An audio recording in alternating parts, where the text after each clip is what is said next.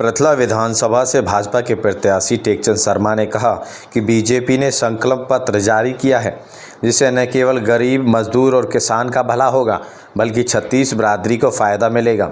जबकि कांग्रेस मैनिफेस्टो जारी करती है, जो केवल झूठ का अधिकार है, जिसमें निखालस झूठ बोला गया है। बीजेपी संकल्प लेकर कार्य करती है और उसको अब पूरा करती है। टेकचंद शर्मा ने आज करीब आधा दर्जन से ज़्यादा गांव का दौरा कर लोगों से जनसंपर्क किया और लोगों ने उन्हें विश्वास दिलाया है कि उनकी भारी मतों से जीत करवा कर रहेंगे।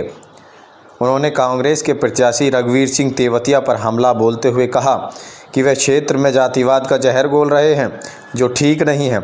रघुवीर सिंह तेवतिया अपनी छोटी मानसिकता का परिचय दे रहे हैं।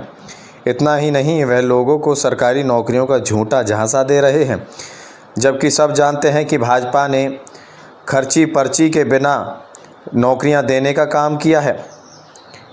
क्षेत्र की जनता समझ चुकी है कि कांग्रेस केवल झूठ का पिटारा है और जनता इनकी असलियत जान चुकी है। इसी को लेकर टेकचंद शर्मा लगातार गांव में अपने दौरे करते हुए नजर आए, जहां उन्हें जनता का भरपूर प्यार मिलता हुआ नजर आया। 5 तारीख को प्रचार के लिए बता चुकी है, तो यहाँ पे भारतीय जनता पार्टी की सीट जीतेगी। और प्रचार प्रसार की बात है, सवेरे मैं 8 बजे से निकलता हूँ, रात को 12 बजे तक भी, 11 बजे तक भी मेरा प्रचार प्रसार चलता रहता है।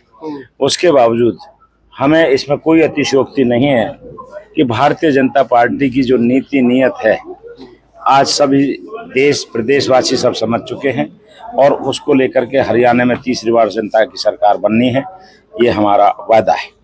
आज भारत सरकार यानी कि मोदी जी की तरफ से बाकायदा मैनिफेस्टो जारी कर दिया है। किस तरीके से हरियाणा में क्या क्या नीतियां देनी है, गैस कितने की देनी है, महिलाओं के लिए किस तरीके करना, क्या देखते हैं इससे कितना फर्क पड़ने वाला है? मोदी जी का मैंने तरीके से संकल्प पत्र देते हैं, हमारे मैनिफेस्टो नहीं होते। मैनिफेस्टो होते हैं कांग्रेस वालों के झूठ के पत्र, जैसे वो 8,500 रुपए गारंटी कार्ड दे आए और वहां उनके दफ्तर तक फूंक दिए फिर जनता ने। हमारे तो यहाँ संकल्प पत्र होता है और संकल्प पत्र का मतलब है हमने ये संकल्प लिया है, हम इसको आगे बढ़ा करके रहेंगे। जो भी काम के हैं जनता, गरीब जनता के लिए, चाहे हमारे गरीब मजदूर किसान के लिए, वो भारतीय जनता पार्टी ना कभी पीछे थी, ना कभी है और ना कभी रहेगी। कांग्रेस के प्रत्याशी हैं रघुवीर सिंह तेवतिया जनता के बीच जा रहे हैं, नौकरियों का लालच जो है वो कहीं ना कहीं देने की कोशिश की जा रही है। अपने आप को पंच भी कह रहे हैं, अपने आप को पंच भी कहा है। पंच तो ग्राम पंचायतों में रहते हैं और उनका लेवल भी ठीक है। विधायक जो बनता है उसका दायित्व ये बनता है कि क्षेत्र का विकास करें। नौकरियां क्या विधायक के हाथ में होती हैं? अब नौकरियां विधायक के हाथ में नहीं। अब सरकार ने पर्ची खर्ची का सिस्टम खत्म कर दिया है, और नहीं तो पहले जैसे लोगों ने जेल भुगती है ना, वही आगे के लिए तैयारी भी कर ले। पहले तो जनता उनकी बातों में बहकावे में आने वाली है नहीं, ना उनकी सुनने वाली। उन्होंने झूठ बोल करके जो राजनीति करनी शुरू की, वो अब माहौल खत्म हो चुका है। इलाके में ये कहा जा रहा है कि कांग्रेस की सरकार आ रही है। टेकचंद शर्मा क्या समझते हैं? सरकार, कांग्रेस की सरकार है कहाँ? सरकार भी भारतीय जनता पार्टी की बनेगी। और उनकी जो झूठ की जिस तरीके से वो जातिवाद फैलाना चाहते हैं, वो एक बहुत ही छोटी मानसिकता का परिचायक है। मैंने एक वीडियो देखा था कि भाई ऐसा है, किसी जाति विशेष को लेकर के भाई फलाने इकट्ठे हो जाओ, ये इज्जत का सवाल है। मेरे चलो जो भी है, उन्होंने कहा मेरे मुंह से ये अच्छा नहीं लगता। मैं तो हमेशा 36 बिरादरी को साथ लेकर के चलता हूँ। आज तेवतिया पाल में क्या बलदेव अलावलपुर जी का गांव तेवतिया पाल में नहीं आता? क्या जगदीश तेवतिया जी का गांव जनौली तेवतिया पाल में नहीं आता? अरे भाई, इनको कब तक बरगलाओगे लोगों को? कितने दिन इस जाति प्रथा पे बात करोगे?